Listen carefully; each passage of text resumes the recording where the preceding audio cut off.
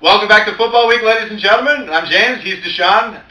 I'm from the Pug Stocks and the Dogs House. He's from Average Joe Sports. Right. And we just finished talking about the Washington Huskies and football in general, as we I love it, man. It's that time of the season. It's exciting. It's a new era. It's a new season. Everybody started 0-0. We're all undefeated. We've all got the national title in mind, but some of us are going to fall by the wayside. So let's just jump right into it. Yes. Pac-12 South. Yes, Pac-12 South. See, this goes and shows you that I'm more of a baseball fan. Because I have the exact same reaction when the Mariners start playing. It's like, yes, we're going to the World Series. It's going to go 162-0. That's right. That's like, it's mathematically not possible. Yeah, exactly. So, actually, I wrote a blog.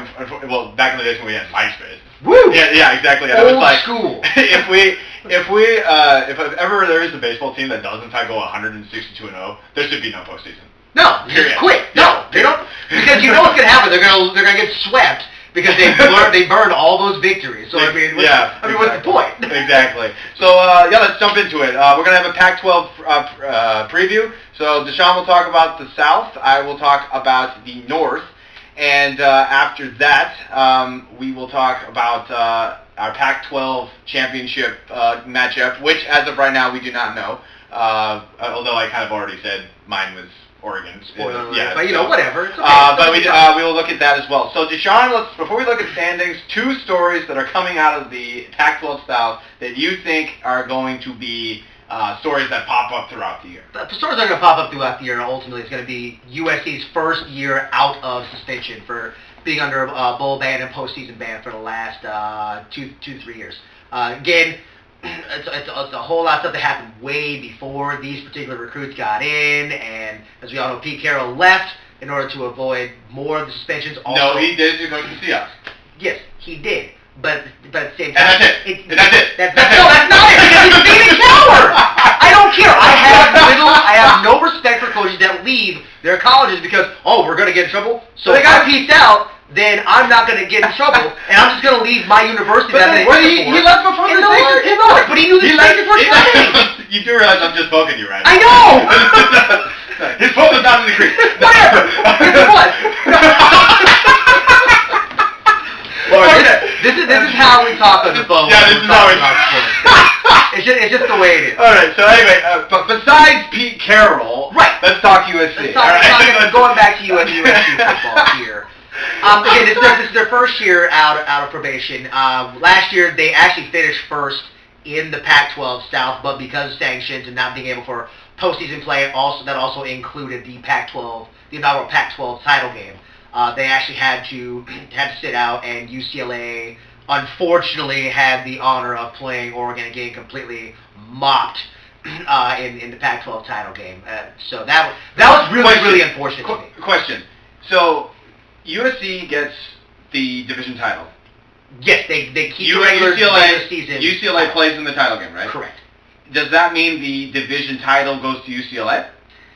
That part I'm not so sure about. It's not a vacated title by any stretch of the imagination, but I think, because if you look at it based on record, when you go to ESPN.com or what have you, or Pac12sports.org, rather .org. I can't remember off the top of my head, but if you go there, you'll see the standings, and you'll see that USC did in fact finish at the top of their half of the conference, but I believe you're going to see the asterisk, and they'll say due to probation. Okay. Is probably what's going to happen. So, and that in my opinion was very unfortunate for our first season with a conference title game. It just didn't seem right for UCLA, who had an abysmal season, to play in that title game. It was either A, just say we're not going to do it, or B, have it be Oregon and Stanford play for a second time. Again, nobody wants to see two teams play again. Nobody wants to see that. I won't poke you and add oil to the fire. I know, right? So I felt that would have been a whole lot easier. But that's the way suspensions happen, and that's the reality that we all have to face. But they actually finished. The Trojans actually finished 10-2 overall, 7-2 in Pac-12 play. I ultimately feel that they're going to be just as good as they were last season. Again, it just Lane Kiffin, a former Oakland Raiders coach who didn't get it done at a professional level, he's actually more geared towards the college game. Again, in sports as coaches, there are college coaches and there are professional coaches, and sometimes the college coach can make the jump to the professional level, and also sometimes the professional coach can make the jump back down to the collegiate level. But for some of those cats, they have to stay in the college game. Yes, some of those cats. Wait, you're just playing here, people. Keep up with. Well, kind of to add, one thing that I'm surprised that you haven't mentioned in terms of USC doing a lot better is Matt Barkley. Yes.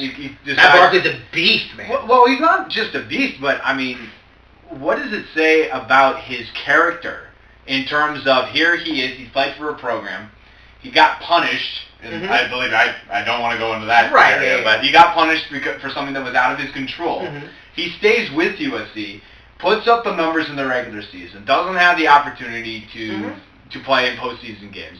He has the opportunity to go to the NFL draft and then says, no, I'm going to stay at USC for one more year. I mean, I think that's a huge reason why a lot of that team stayed together. Yeah, but what does that say about that? He's a stand-up guy. He's a team-first guy. Yeah. That's what it is. For him, it's not about USC, the brand, or Matt Barkley as the featured guy. It's about USC as the team. And I can go ad nauseum about USC fans and being fans of the brand that is USC, and not necessarily being fans of the program. I've had discussion with an actual USC.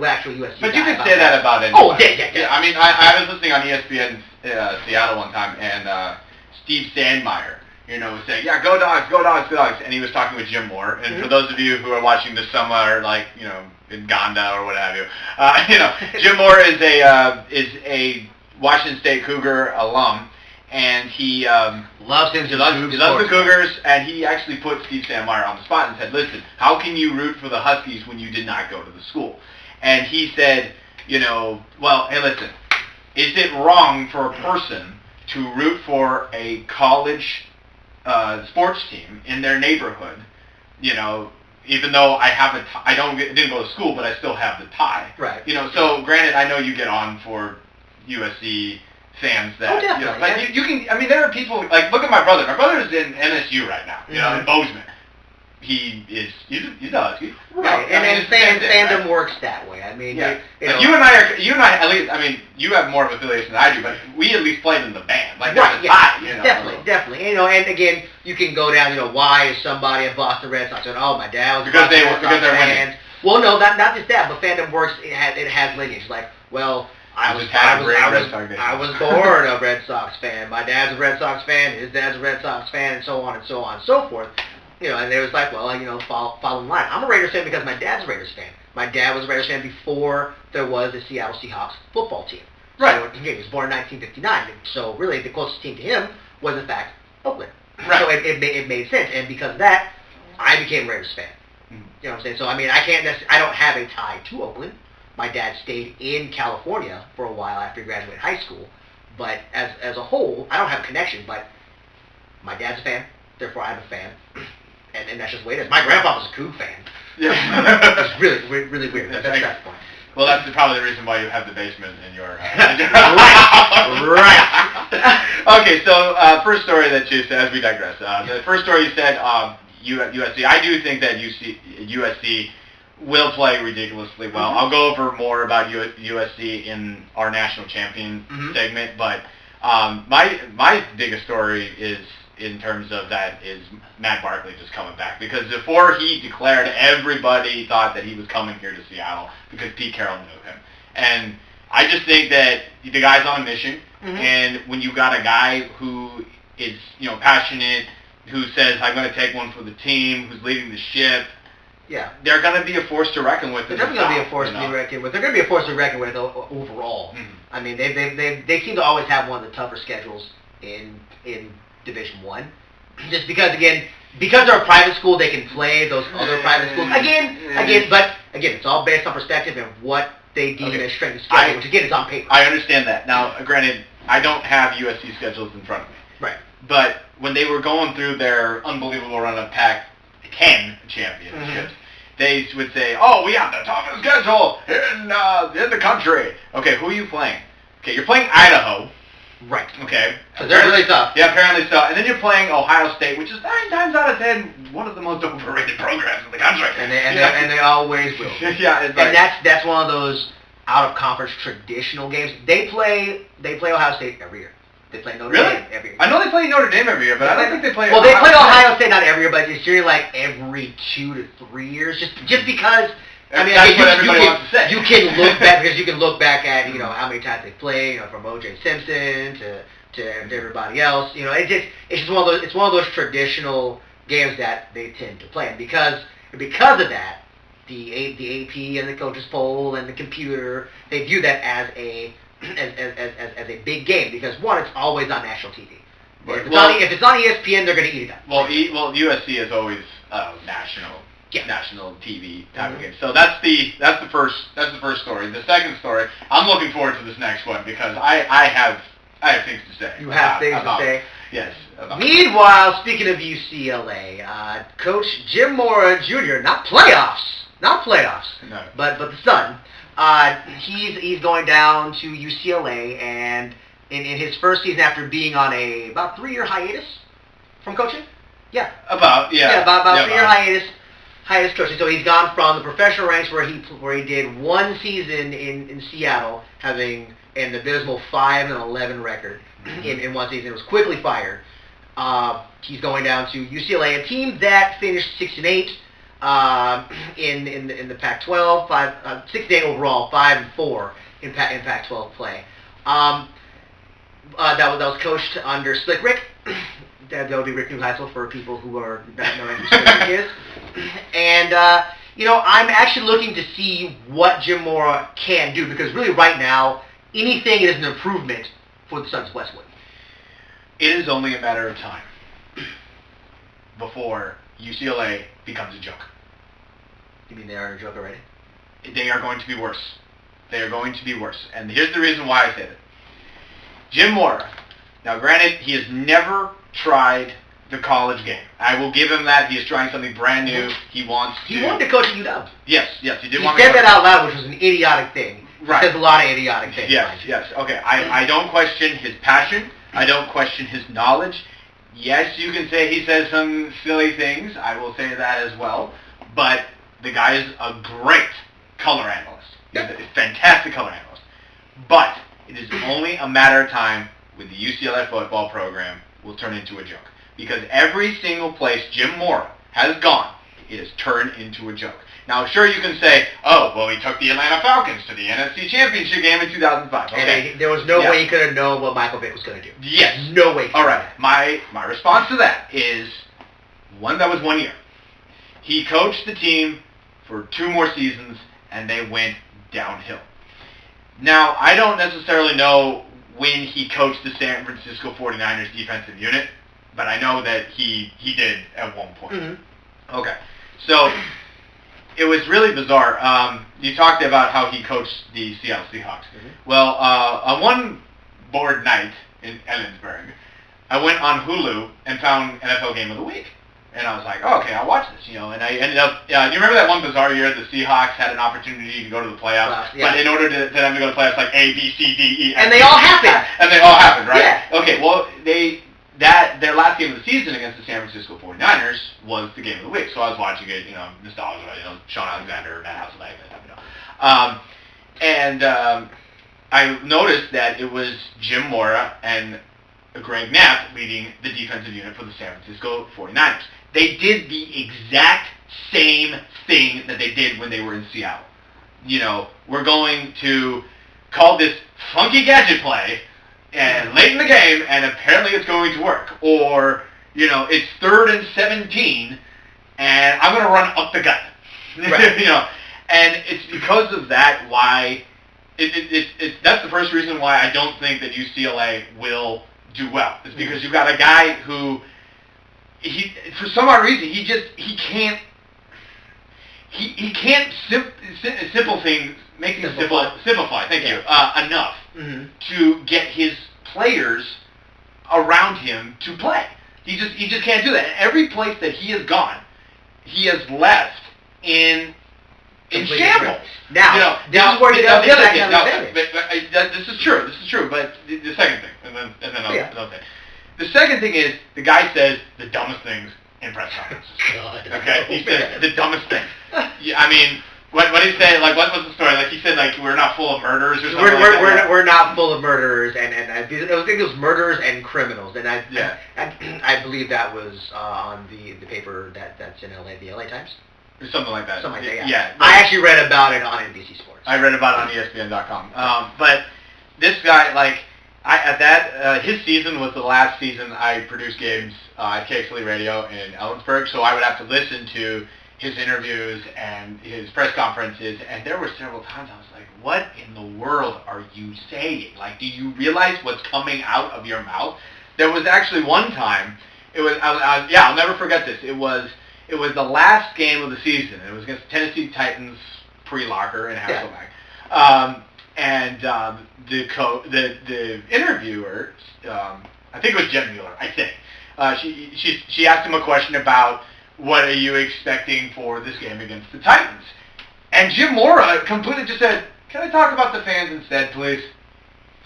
That's not the way you want. I know. It's like, and that is the reason. Those two reasons are the reasons why it is only a matter of time when the UCLA football program becomes a joke. I remember when he got hired, and my lovely lady who is watching us over here, we were in the living room with our roommates on the time, and I just looked at the computer screen and went, "Oh my God!" And they were like, "What?"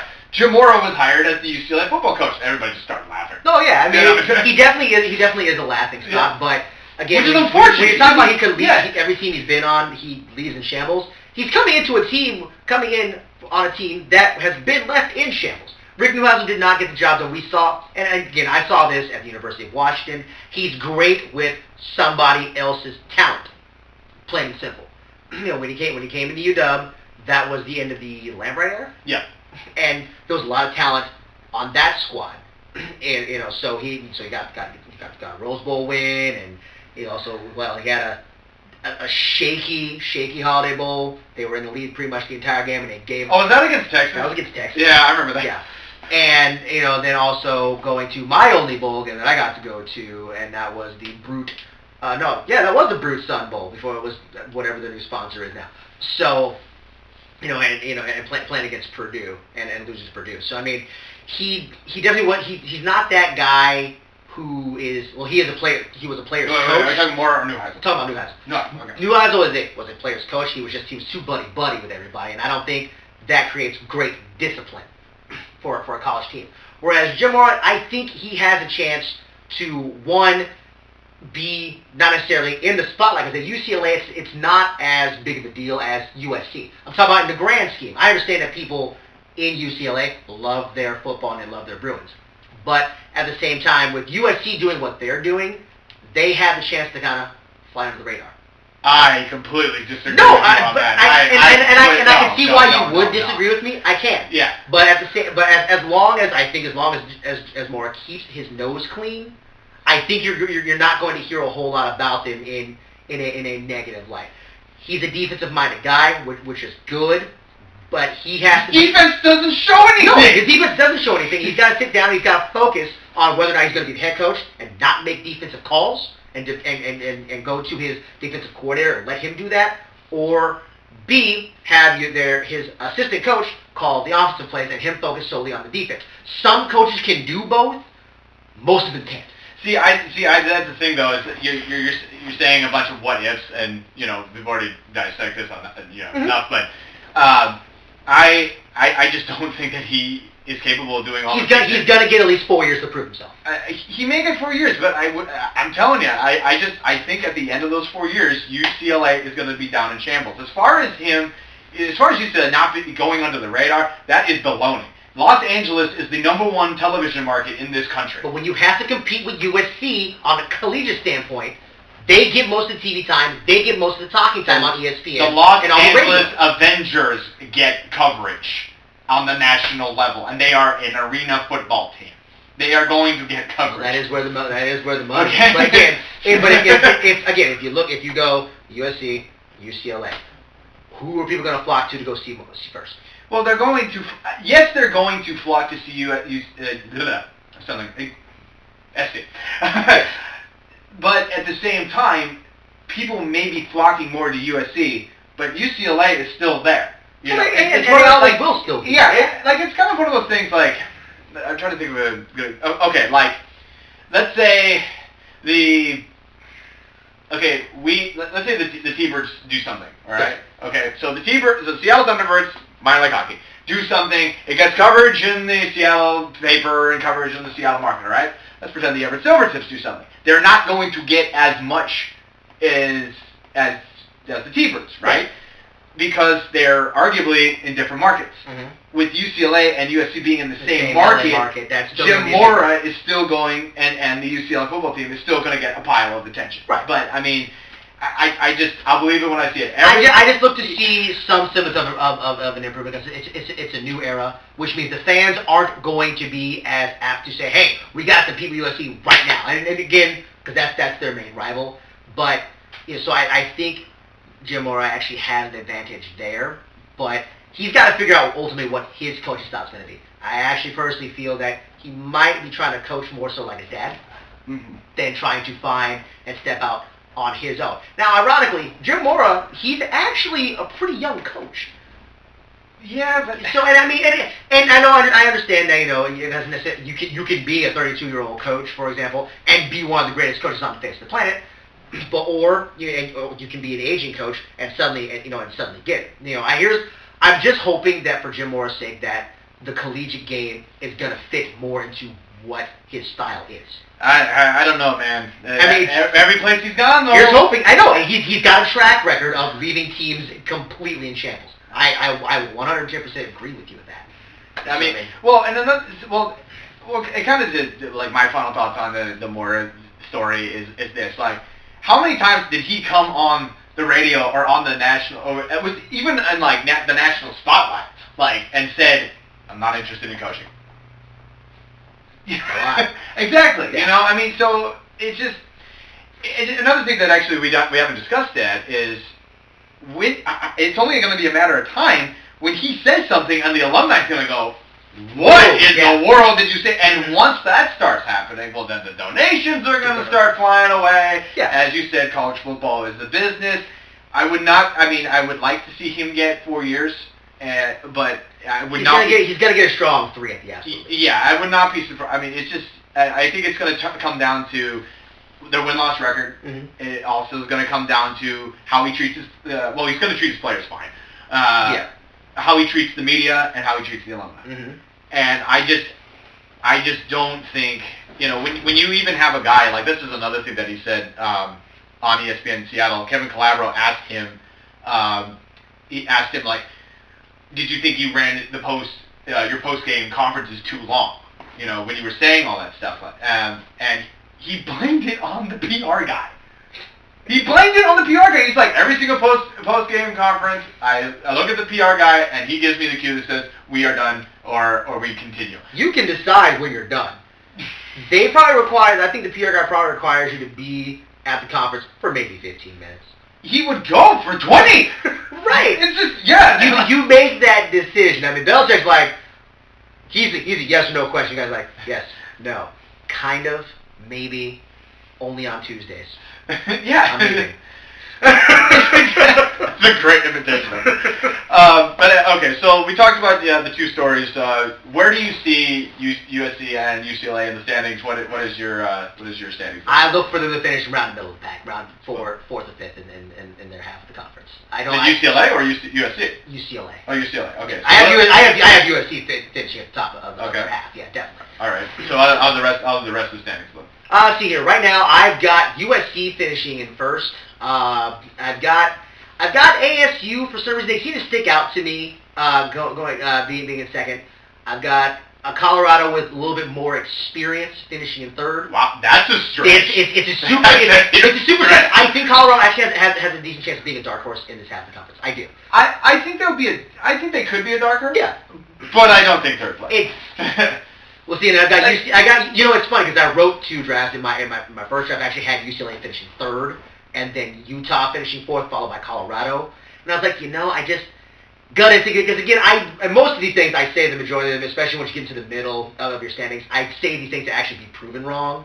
But I was just like, I just felt that Colorado could step up and win those 1, 2, 3 more games than UCLA can to finish in that number 3 spot.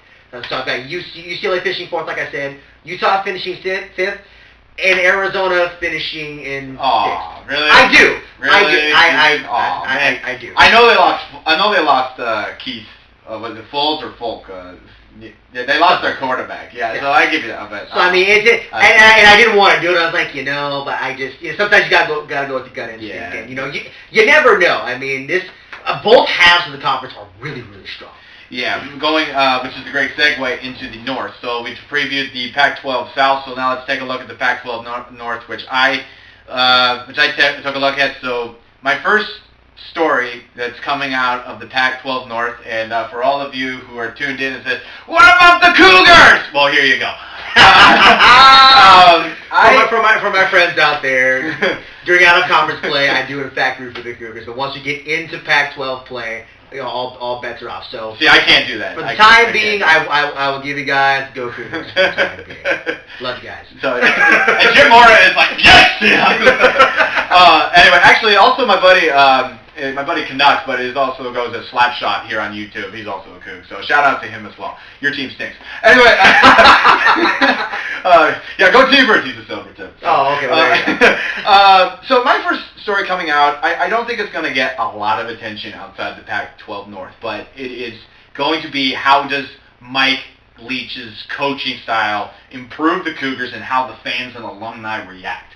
Well, it's ironic because Mike Leach he's a dog originally. Well, that's a huge thing. I mean, just from an Apple Cup rivalry standpoint, that's a big deal. Right. Well, I almost cussed. I'm sorry. Yeah, please don't. Editing purposes. But the thing is, the reason I think this is a big deal. I didn't know he had ties to the UW, but it's been a long time since the Washington State Cougars hired such a big name for their football coach. I mean, now granted, I didn't follow the Huskies during the time period, but was Mike Price a big name? Mike Price was in fact a big name. He was a big name. He did so well that he left in the middle of the night to go to Alabama and got fired before he actually coached a single down. I heard that. Because he went to the script club. Yeah, I heard about that. But you look at Bill Doba and you look at Paul Wolf. Those are not necessarily big time names. Yeah. And you also had a guy, a local guy who's also he worked in I can't remember what regime he worked under, but he's the head coach at Idaho. Ackley. I think it's either Ackley or it's Akey is his last name. He coaches at Idaho. He was one of the names that was kind of circulating, but it sounded like he just didn't want to leave Idaho. He's having a good time there. So I mean that would have been a great pickup too. I was shocked when they said when they said the head coach. I was like, are you kidding me? Yeah. Well, the thing is like the Cougars. I don't think the Cougars are going to. I don't think they're going to be a threat overall, but I think they'll be a little better because of Mike Leach's coaching style. Definitely. I mean, he's already saying. I mean, he's a no-nonsense guy. Yeah, but at the same time, he's also referencing his sword press conference. Have you heard about that? And it's just been a really long time since the Cougars have experienced something like this. When they hired Paul Wolf, I mean, no one was really. Yeah, I mean.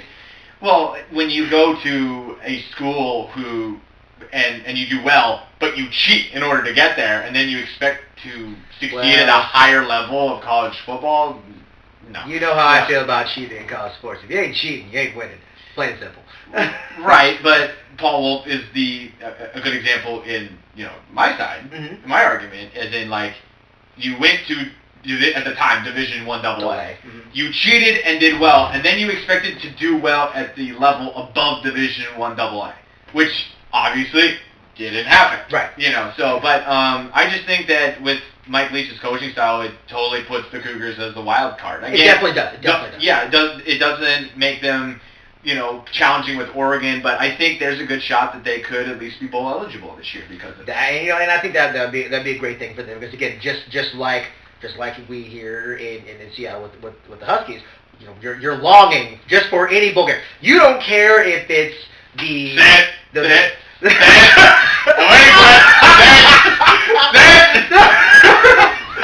I was gonna say the Tampax Maxi Pad Bowl sponsored by Trojan Condom Bowl. They don't care what it is. They don't care what bowl game it is, as long as it gets some national coverage, it's a national club, and just an overall feel good story. Well, I was hoping you would say was it though? Who are we playing and who's sponsoring? Where is this game being played? And who is the sponsor again? .com. Right. I mean, what Mike Leach did for a Texas Tech team that in that Big 12 conference wasn't. They were never really the team that's always been out there. They've always been of the Texas teams, we're kind of like the third good team in the division that's Texas and everybody else. So he made that school what it is. They haven't been since he left over a very, very stupid controversy, which I think is a very unfortunate thing because somebody's daddy. I don't think he worked for ESPN, but he definitely had a big, huge say on. I think he did work for ESPN. I think it was something on First Take. He said something, and I was like, well, that's not cool. Like you use that, and that's one of the main lightning rods of why he got fired. I was like, all right, I understand you necessarily don't want to do that to a kid, but at the same time, your kid, just because you work for ESPN doesn't mean that you have the right to basically seal the fate of another coach. Shut up, be a parent, be a fan. Well, that goes out to all levels of sport. Well, actually, it also goes into how college football also is how the media has impacted college football for so much. I mean, like you got the computers, you got not just Facebook, Twitter, ESPN, NBC Sports, Yahoo Sports, and Wikipedia. Yeah, well, it is a source. I mean, they speak the truth. The second story I have is how do the Oregon Ducks play with the idea that sanctions are coming after breaking the rules? According to Bleacher Report, I'm just going to read what they wrote really quick. While the NCAA has yet to announce any sanctions against the University of Oregon for the use of improper recruiting services, ESPN's Ted Miller speculates they will receive a moderate amount of punishment. Now, will they receive the death penalty or 2-year... This is just off of Bleacher Report. I know. All right, now, will they receive the death penalty or a 2-year bowl game ban a la USC during the last 2 seasons? Highly doubtful, but they are still going to face some sort of penalty. Whatever their penalty is, it will definitely hurt them in some way, shape, or form. If it's a 1-year bowl ban, like Bud Withers of the Seattle Times speculates, then it will clearly affect their season. So that's what I'm interested in terms of, in fact, actually, when the Penn State sanctions came out, a lot of, that was the question on Brock and Salk, where it was like, well, how do the Oregon Ducks feel now? And they're probably, if you're a Duck fan, I would be fearing for the worst. Because if you got Penn State with that situation, that situation's so unique. You can't compare the sanctions that they've gotten to what Oregon is going to get. And I'm gonna pretty much tell you how Zach's gonna go. We're going to take 15 scholarships per year for the next 2 years. You're going to be on a 2-year bowl ban. Congratulations. Because if they give them 1 year, USC is going to call foul. We got 3 years for the exact same thing. What are you talking about? So that's a good point. The 2 to 3 years seems to be about par for the course when it comes to bowl bans and suspensions from all types of postseason play. So that's going to happen. Is it going to happen this season? No, I don't think so, because what the NCAA likes to do, they like to do that before the next season starts. Because it's not fair to, if Oregon has an undefeated season, for example, to go, oh, by the way, you can't go to the national title game because we're suspending you. Now, that's not fair to the team. That's not fair to the players. That's not fair to the fans. It's not fair to the university. In the grand scheme, I don't think the uppity ups of the NCAA are going to pull that card. And if they do, I think that they're wrong. Well, and I can understand where you're coming from in terms of being even, you got USC and a team in the national spotlight all the time compared to a team in the Northwest. I hate as much as I hate that. You mean an Upper Siberia of sports? Yeah, as much as I hate to say it, but I do think if you're Russia. But if you're a kid, I mean, and you're a college student playing for a team that is going to have sanctions, how is that going to affect your play? I mean, do you love Nike? Well, no, I'm asking a serious question. No, I don't like Nike. Do you love Nike? If you are a high school student, junior, senior in high school, and you're being recruited by Oregon, USC, University of Washington. But I'm not talking about recruits. No, I'm talking about the actual players. They're not going anywhere. Because again, they love Nike. No, I'm not saying they're gonna go anywhere. I said like, if you got like, let's say like we're doing the show and my girlfriend's poking you on the shoulder. How are you going to do the show? You got to keep going. You got to push through. I know, but that's the question that I think. Are they mature enough to play at this level and with their style of play? I think with this big barrier about it. And I think that there's something to be said about that. But also, you're looking at an Oregon team that's used to being in the public spotlight, and when you're in the public spotlight, and if you're a smart coach, what you tend to do is you put your team in a bubble, and that bubble is, they probably don't get to look at bowl rankings and what the stats are and yada yada yada. They probably don't get to. They probably don't get to. Well, coach probably tells them that they shouldn't. Dude, Central players knew that they had a shot to go up in the rankings when they were making that run. Yeah, I mean, it's out there. It is out there. I'm sure Coach Kelly says, you know what? Don't focus on what you read, hear, or see. Out there. See, that's what I'm talking about. I can get behind that. I can get behind that. Putting them in that bubble, because really what they have to do on Saturdays is show up and play their game the way that everyone knows that they can. They're still going to make noise because as of right now, they have to play like they're not going to be suspended. Right. I mean, they don't have any other choice. Because if you play and you thought off having a really, really bad season, and then you don't get suspended, well, guess what? Now you're stuck out there with the cheese in the wind, going, well, we could have played a whole lot better, but we thought we were going to get suspended. Yeah, well, and another thing too is, in that case, this may actually help Oregon when, like, just for example, when you had a similar situation like that in the NFL when Spygate was going on. Yeah. Well, Spygate happened. The Patriots got a slap on the wrist. But Bill Belichick said, all right, you're going to punish me. Now I'm going to beat everybody up. He didn't say I'm going to beat everybody up. He was going to run up the score and pretty much flip his nose at the commissioner. I forgot you don't like the Patriots. And I don't like the Patriots as a whole, but I respect their game. Yeah. Okay. Well, but it's a similar situation. Yeah. Like if you want to prove everybody despite your punishments, you still comply. You want to pull if they do get punished. You want to prove you do what USC did and prove that you can still win because then, of course... Because USC set the bar on that. Yeah, exactly. So moving into my Pac-12 North predictions, in sixth place, I have the most overrated football team in the country, and that's the California Golden Bears. Ah, yes. Now, for those of you who might say, well, why are you harping on the California Golden Bears? Here's why. Ever since 2007, in 2007, they were ranked number 2. And that was that bizarre year where, like, number 2 always got upset, and then the following week, number 1 got upset, and it was just one of those years. Yeah.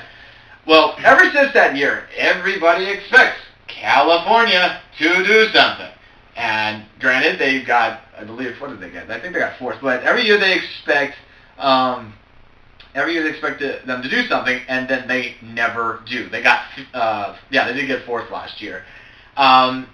And until they beat the Huskies, I'm sorry, I'm going to stand by that. Because every single time, I understand that Cal and Washington always play really good games, with Washington coming up on top.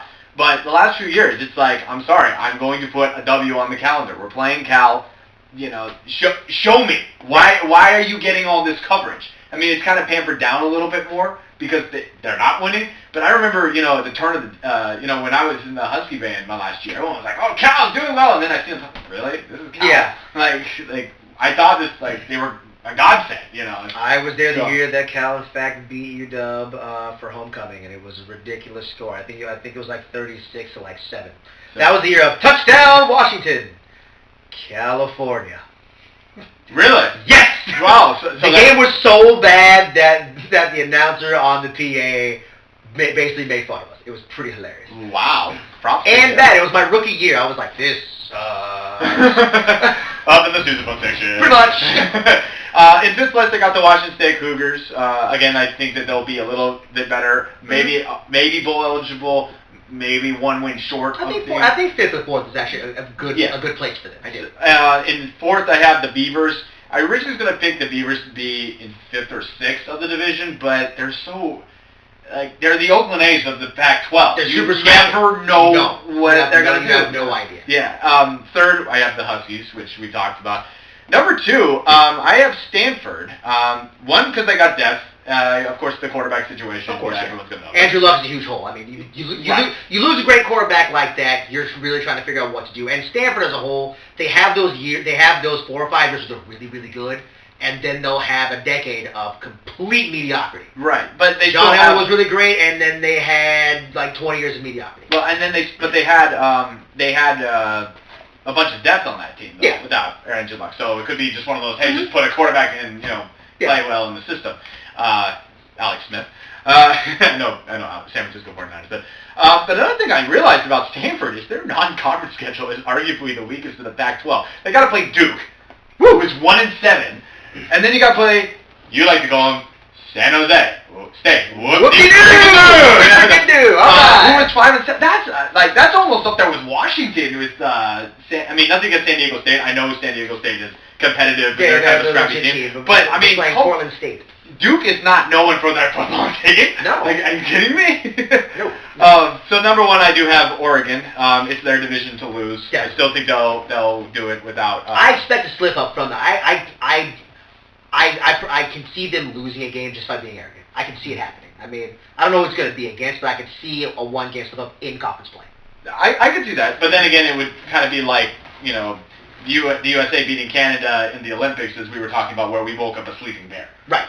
So if that's the case, then whoever beats them will wake up the sleeping bear. They'll win the division. Right. Exactly. So for our Pac-12 championship game, Deshaun picked USC and I picked Oregon. So who do you think is going to win that championship game? I'm going to say it's going to be a close game again, and it's USC wins, and I'm going to say they probably win by about 7 points. 7 points? 7 points. I think USC will win as well, just because, although Oregon does have the experience, though. They do. That's the one thing. But I'll go over more why I think USC will win when we preview our national champion. Probably just gave away my national champion right there. That's all right. But anyway, so we just previewed the Pac-12. We will come back and preview and give you our national champions in the BCS on this next segment in Football Week. So here we go. Boom.